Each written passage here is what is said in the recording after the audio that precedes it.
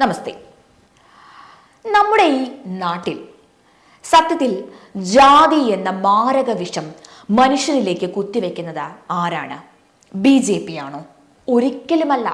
അവർ എന്നെങ്കിലും ജാതി പറഞ്ഞ സമൂഹത്തിൽ ആരെങ്കിലും വേർതിരിച്ച് എന്തിനെങ്കിലും നിർത്തിയതായി നിങ്ങൾ കണ്ടിട്ടുണ്ടോ? ഇനി അങ്ങനെ നിർത്തിയിരുന്നു എങ്കിൽ ഒരിക്കലും ഈ BJP നേതാക്കന്മാരിൽ പലരും ഇന്ന് ഉണ്ടാകില്ലായിരുന്നു. അപ്പോൾ ആരാണ് ഈ കൊടും വിഷം കുത്തിവെക്കുന്നത്? കമ്മ്യൂണിസ്റ്റ് ആശയങ്ങളും തത്വങ്ങളും പ്രചരിപ്പിക്കുകയും അവരുമായി ബന്ധപ്പെട്ട് നിൽക്കുന്നവരുമല്ലേ യഥാർത്ഥത്തിൽ സമൂഹത്തോട് ഈ ജാതി എന്ന കൊടും വിഷം കുത്തിവെച്ച കൊടും ക്രൂരത ചെയ്ത സമൂഹത്തിൽ മനുഷ്യർക്കിടയിൽ ഈ ഭിന്നിപ്പുണ്ടാക്കുന്നത്?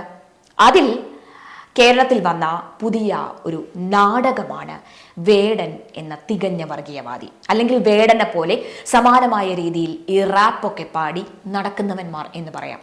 അങ്ങനെ തന്നെ വിളിക്കണം. കാരണം അത്രമാത്രം വിഷമാണ് ഒരു സമൂഹത്തിലേക്ക് ഇവൻ കുത്തിവെക്കുന്നത്.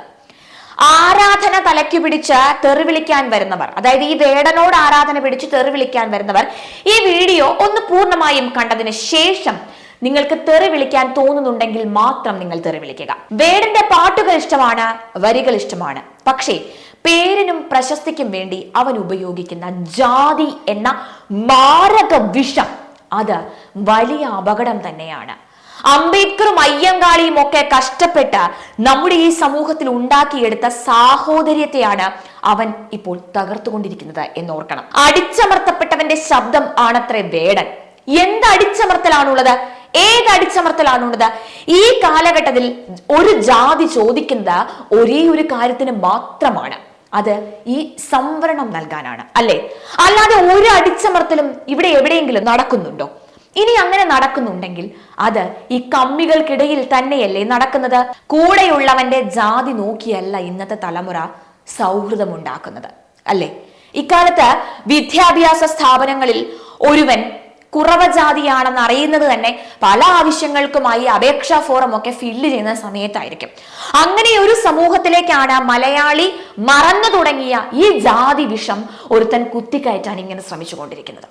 പതിറ്റാണ്ടുകൾക്ക് മുന്നേ ജാതീയമായ അടിച്ചമർത്തലുകളൊക്കെ ഉണ്ടായിട്ടുണ്ട്. അത് വളരെ ശരി തന്നെയാണ്. അന്ന് നടന്ന അടിച്ചമർത്തലുകൾക്ക് ഇന്ന് എന്തിനാണ് പ്രതിഷേധിക്കുന്നത്? അതൊക്കെ കഴിഞ്ഞ് 3-4 തലമുറയും കഴിഞ്ഞാണ് നമ്മളിപ്പോൾ ഇവിടെ വന്ന് നിൽക്കുന്നത്. ബുക്കിലൂടെ മാത്രം ഇതൊക്കെ കേട്ടിട്ടുള്ള ഈ തലമുറ, ആ തലമുറയോടാണ് വേടൻ പ്രതികാരം ചെയ്യാൻ ആവശ്യപ്പെടുന്നത്. സായുധ സമരം വേണം എന്ന് പറയുന്നത്. ഞാൻ പാണനല്ല, പുലയനല്ല, നീ തമ്പുരാനുമല്ല, ആണേൽ ഒരു ഇല്ല. ഇതാണ് വേടന്റെ മാസ് ഡയലോഗ്. ഇന്ന് ഞാൻ പാണനാണ്, പുലയനാണ് എന്നൊക്കെ പറയുന്നത് എന്തിനു വേണ്ടിയാണ്? സംവരണം ലഭിക്കാൻ വേണ്ടി. ഈ സംവരണം ലഭിക്കാൻ അവർ തന്നെയാണ് ജാതി വിളിച്ച് പറയുന്നത്. ഞാൻ ഇവിടെ ജാതിയെ അധിക്ഷേപിക്കുകയല്ല. ഇങ്ങനെ ഒരു സന്ദർഭം ഉണ്ടാക്കുന്നത് ആരാണ് എന്ന് പറഞ്ഞപ്പോൾ ഞാൻ പറഞ്ഞതാണ്. അല്ലാതെ നീ പാണനാണോ, നീ പുലയനാണോ എന്നൊന്നും ഇന്ന് സമൂഹം നോക്കാറില്ല. ആരും അവരോടും ചോദിക്കാറുമില്ല. മാന്യനാണോ, ഇടപഴകാൻ കൊള്ളാവുന്നവനാണോ എന്നൊക്കെയാണ് ഇന്ന് സമൂഹം നോക്കുന്നത്. ആരും തമ്പുരാൻ ചമഞ്ഞു നടക്കുന്നതും ഇവിടെ ഒന്നും കാണാനുമില്ല. എന്തിലും ഏതിലും ജാതിയും സ്വത്വബോധവും വർണ്ണവും തൊലിയുടെ നിറവും ഒക്കെ കലർത്തുന്നത് 2 വിഭാഗത്തിൽപ്പെട്ടവരാണ്. അതിലൊന്നാമത്തെ വിഭാഗം ഒന്നിനും കഴിവില്ലാത്ത, ആത്മവിശ്വാസമില്ലാത്ത ആളുകളാണ് എന്ന് പറയാതെ വയ്യ. അവരുടെ ജീവിതത്തിൽ ഉയർച്ച ഉണ്ടാകാത്തതിന്റെ കാരണം മറ്റുള്ളവരാണ് എന്നും, തങ്ങൾ മറ്റുള്ളവരാൽ അടിച്ചമർത്തപ്പെട്ട് ജീവിക്കുന്നവരാണെന്നും, തങ്ങളുടെ ജീവിത പരാജയങ്ങൾക്ക് കാരണം സമൂഹത്തിൽ ജീവിത വിജയം നേടിയവരാണെന്നും ഒക്കെ കരുതി ജീവിക്കുന്നവരാണ് അവർ. ഇനി രണ്ടാമത്തെ കൂട്ടറുണ്ട്. എളുപ്പത്തിൽ പേരും പ്രശസ്തിയും ഒക്കെ നേടാൻ അവർ അടിച്ചമർത്തപ്പെട്ട ജനതയുടെ ശബ്ദമായി സ്വയം അവരെ അങ്ങ് ചിത്രീകരിച്ചു കളയും. നീ അടിച്ചമർത്തപ്പെട്ടവനാണ്, നിന്റെ നിറം ഇതാണ്, നിന്റെ ഇപ്പോഴത്തെ അവസ്ഥയ്ക്ക് കാരണം സമൂഹത്തിൽ ജീവിത വിജയം നേടിയവരാണ് എന്നൊക്കെ പറഞ്ഞ് ഈ ഒരു വിഭാഗത്തിന്റെ ഉള്ളിലേക്ക് വിഷം കുത്തി വെച്ചുകൊണ്ടേയിരിക്കും. അതല്ലേ ഇപ്പോൾ ഇവിടെ നടന്നുകൊണ്ടിരിക്കുന്നത്. ആത്മവിശ്വാസം നൽകി ജീവിതത്തിൽ വിജയമുണ്ടാക്കാൻ അവരെ പ്രാപ്തരാക്കേണ്ടതിനു പകരം അവരുടെ ആത്മവിശ്വാസം നശിപ്പിച്ച് അവരുടെ ജീവിതം നശിപ്പിക്കുന്ന ക്രിമിനലുകളാണ് സത്യത്തിൽ ഇവർ. ബിൽഗേറ്റ്സിന്റെ പ്രശസ്തമായ ഒരു പ്രസംഗമുണ്ട്. If you born poor it is not your mistake, but if you die poor it is your mistake. അതെ, അതുപോലെ നിങ്ങൾക്ക് ജീവിതത്തിൽ വിജയം കണ്ടെത്താൻ സാധിക്കുന്നില്ല എങ്കിൽ അത് നിങ്ങളുടെ കുറ്റം മാത്രമാണ്. അതിന് ജീവിത വിജയം നേടിയവരെ കുറ്റപ്പെടുത്തിയിട്ട് എന്ത് കാര്യമാണുള്ളത്? പണ്ട് ആനയുണ്ടായിരുന്നോ മൂട്ടിൽ തഴമ്പുണ്ടായിരുന്നോ എന്നൊന്നും നോക്കിയല്ല ഇന്ന് ഒരിടത്തും ജോലി കൊടുക്കുന്നത്. ശരിയല്ലേ? കഴിവുണ്ടോ, പ്രാപ്തിയുണ്ടോ എന്നൊക്കെ നോക്കിയാണ്. ഏതെങ്കിലും സ്ഥാപനത്തിൽ നിങ്ങൾ SC/ST ആണോ എന്നൊക്കെ ചോദിച്ച് ജോലി കൊടുക്കുന്നത് നിങ്ങൾ കണ്ടിട്ടുണ്ടോ? ഇന്ത്യയുടെ രാഷ്ട്രപതിയും പ്രധാനമന്ത്രിയും ഒക്കെ പിന്നാക്ക വിഭാഗങ്ങളിൽ നിന്നുള്ളവരാണ് എന്ന് ഓർത്തുകൊണ്ട് വേണം നിങ്ങൾ ഇതൊക്കെ പറയാൻ. ജോലിയിലും വിദ്യാഭ്യാസത്തിലും ഒക്കെ 50 മുതൽ 65% വരെ സംവരണം രാജ്യത്ത് ലഭിക്കുന്നുണ്ട്. എന്നിട്ടും നിങ്ങൾക്ക് രക്ഷപ്പെടാൻ കഴിയുന്നില്ല. നിങ്ങൾ അടിച്ചമർത്തപ്പെട്ടവരായ ഒരു വിഭാഗത്തിന് തോന്നുന്നുവെങ്കിൽ അത് കഴിവില്ലായ്മ എന്നാണ് അതിന് പറയുന്നത്. അത് മനോഭാവത്തിന്റെ കുഴപ്പമാണ്.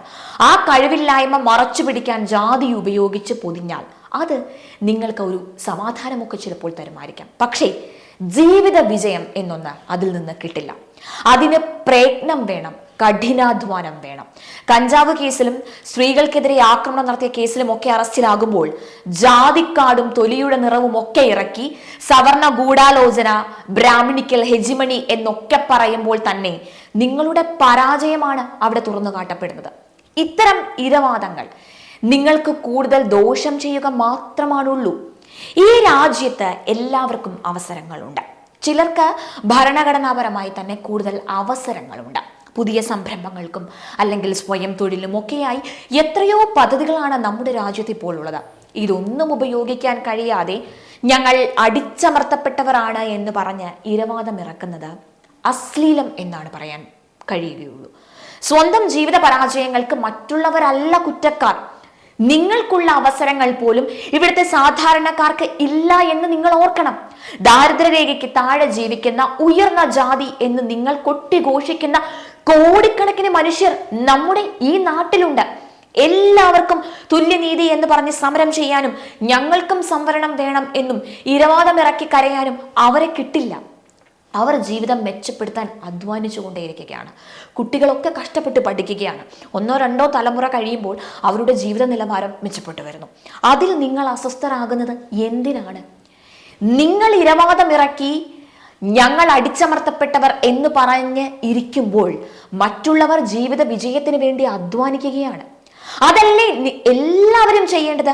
നിങ്ങൾ ഇപ്പോഴും അടിച്ചമർത്തപ്പെട്ടവരാണ് എന്ന് പറഞ്ഞ് നിങ്ങൾക്ക് തോന്നുന്നു എങ്കിൽ അത് നിങ്ങളുടെ ചിന്താഗതിയുടെ കുഴപ്പമല്ലേ? നിങ്ങളുടെ കഴിവുകേടിന് മറ്റുള്ളവർക്ക് നേരെ കുതിര കയറട്ടെ എന്ത് കാര്യമാണുള്ളത്?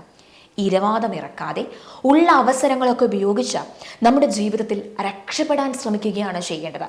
കഞ്ചാവ് കേസിൽ പിടിച്ചതിനും ജാതിക്കാടും തൊലിയുടെ നിറവും ഇറക്കിയുള്ള ഇരവാദം ബാധിക്കുന്നത് നിങ്ങളെ തന്നെ ആയിരിക്കും എന്ന് മനസ്സിലാക്കിയാൽ നിങ്ങൾക്ക് തന്നെയാണ് നല്ലത്. Life should be great rather than long എന്ന് നമ്മുടെ അംബേദ്കർ പറഞ്ഞിട്ടുണ്ട്.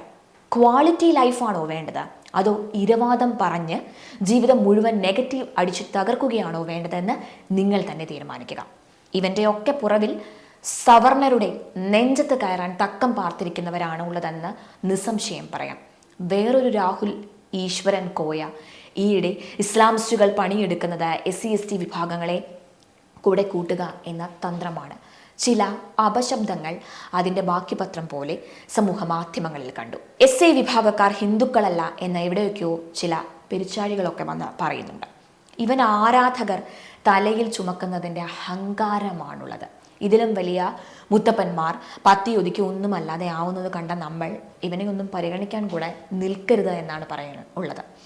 പേനായെ ആരെങ്കിലും ഒക്കത്തു വയ്ക്കുമോ? ഈ ഞാഞ്ഞൂലിന് 8 മൂർഖന്റെ പരിവേഷം കൊടുത്തുകൊണ്ട് സമൂഹത്തിൽ അടിയുണ്ടാക്കുന്ന വിഷങ്ങൾ ഞങ്ങൾ വ്യക്തമായി പറയുകയാണ്. വേടനെ വച്ച് കളിക്കുന്നത് അല്ലെങ്കിൽ വേടനെ വച്ച് കളിക്കുന്നതിന് പിന്നിൽ രാഷ്ട്രീയ ലക്ഷ്യം തന്നെയാണ്. ഇവനെ പ്രമോട്ട് ചെയ്യുന്നതും ഫണ്ടിങ്ങും ജിഹാദികൾ തന്നെയാണ്.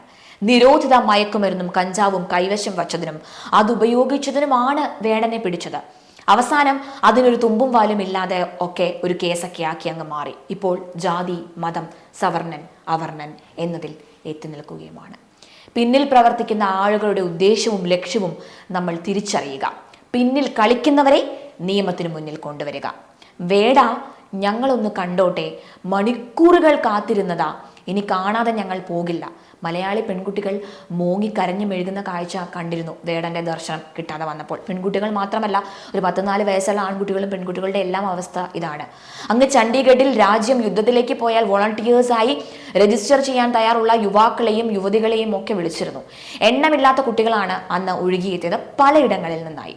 അറബിക്കടലിന്റെ തണുത്ത കാറ്റിന്റെ പ്രിവിലേജിൽ സ്യൂഡോ വിപ്ലവം മാത്രം കണ്ട് ശീലിച്ച ജെൻസ് പിള്ളേര് വേടന്റെ പേരും വിളിച്ച് ഏങ്ങിക്കരയുന്ന കണ്ടപ്പോൾ സത്യത്തിൽ ലജ്ജയാണ് തോന്നിയത്.